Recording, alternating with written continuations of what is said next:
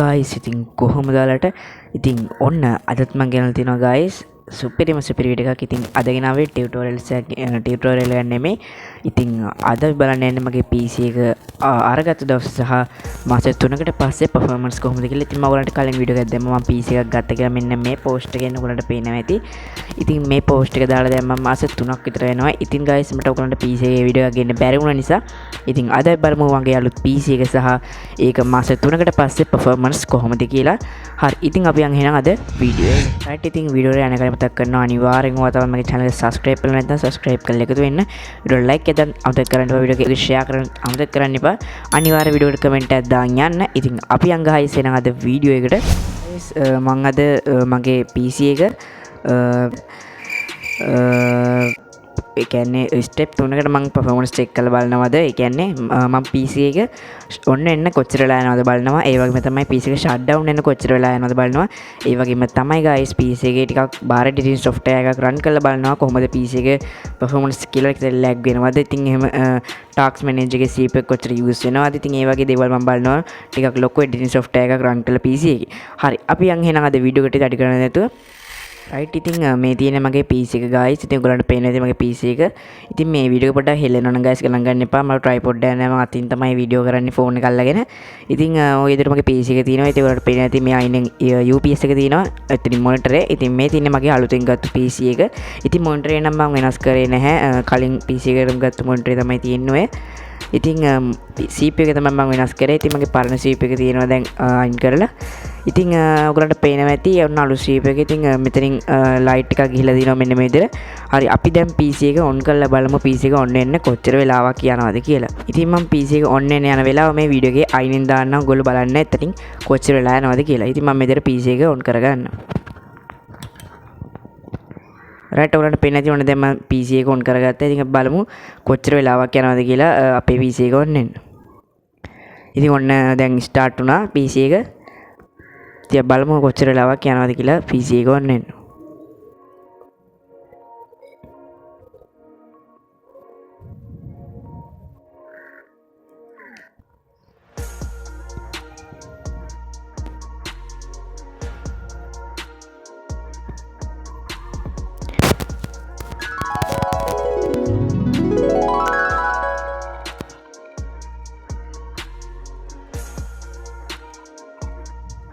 right ඔයගලන්ට පේනවා ඉතින් ඔන්න PC එක අපේ on වුණා. ඉතින් ඔයගලන්ට අයිනින් වෙලාව පෙන්නන්නේ නැති. ඉතින් මම ඒක දැක්කේ නැහැ. ඉතින් මම වීඩියෝ එක එඩිට් කරනකොට මම ඔයගලන්ට දාන්නම්. ඉතින් ඔයගලන්ට දකින්න ඇති කොච්චර වෙලාවක් ගියාද කියලා අපේ PC එක on වෙන්න. 2000 years later. ඉතින් guys මට මුලදී කියන්න අමතක වුණා. ඉතින් මගේ PC එකේ space මොනවද කියලා. ඉතින් මගේ PC එක ඇවිල්ලා i5 7 gen PC එකක්. ඉතින් මම ඔයගලන්ට setting open කරලාම පෙන්නන්නම් PC එකේ. right ඔයගලන්ට පේනවා ඇති ඔන්න මගේ PC එක ඇවිල්ලා i5 7 gen එකක්. ඉතින් ඇවිල්ලා RAM එක ඇවිල්ලා තනි single 8GB RAM stick එක තමයි ගහලා තියෙන්නේ. ඒ වගේම onboard graphic තියෙන guys. තාම මේකට VG එකක් ගහලා නැහැ. ඉතින් onboard Intel HD graphics 630 තමයි තියෙන onboard graphic. ඒ වගේ තමයි storage එක තියෙනවා GB 500 hard එකක් සහ 128 SSD එකක්. ඉතින් ওই ටික තමයි guys මගේ PC එකේ space. ඉතින් මගේ කලින් PC එක ඇවිල්ලා i5 first gen එකක්. ඉතින් මේක මම 7 gen එකකට මාරු කරගත්තා. ඉතින් ළඟදීම VG එකක් ගහ ගන්නවා. ඉතින් දැන්ට ওই ටික තමයි guys space ටික. right ඔන්න ඔයගොල්ලෝ දකින්න ඇති guys PC එක on වෙන්න කොච්චර වෙලාවක් ගියද සහ PC එකේ space මොනවද කියලා. අපි දැන් බලමු guys එහෙනම් PC එකේ බර editing software එක run කරලා කොච්චර වෙලාවක් යනවද කියලා software එක open වෙන්න. ඉතින් මම මේකට තෝරගත්තේ guys Photoshop. ඉතින් අපි මේක run කරලා බලමු කොහොමද කියලා මේක run වෙන්න යන වෙලාව. right ඉතින් මම මෙතන මගේ PC එකේ මෙන්න මෙතන යට ඔයගලන්ට පේන ඉතින් Photoshop තියෙනවා. ඉතින් මම මේක click කරගෙන එකපාරක් open කරගන්න Photoshop එක. ඉතින් ඔන්න දැන් Photoshop එක open කරගත්තා. මම බලමු Photoshop එක open වෙන්න කොච්චර වෙලාවක් යයිද කියලා. ඉතින් මම මේකේ time මේ වෙලාවත් මේ screen එක යටින් දාන්නම් Photoshop එක open වෙන්න යන වෙලාවත්. ඉතින් ඔයගලන්ට පේනවා ඇති ඔන්න දැන් Photoshop එක open වෙන ගමන් තියෙන්නේ. බලමු කොච්චර වෙලාවක් යනද කියලා Photoshop එක open වෙන්න.